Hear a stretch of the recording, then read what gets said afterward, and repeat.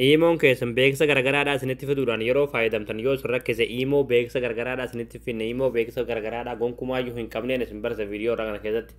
iMO hatta yeroo namaa walii bilbiltan illee niitoorkiin keessan illee dadhabaa yoo ta'ate sirriitti isin namaa wal sagalee isin dhageessuu danda'uun isin barsiisa.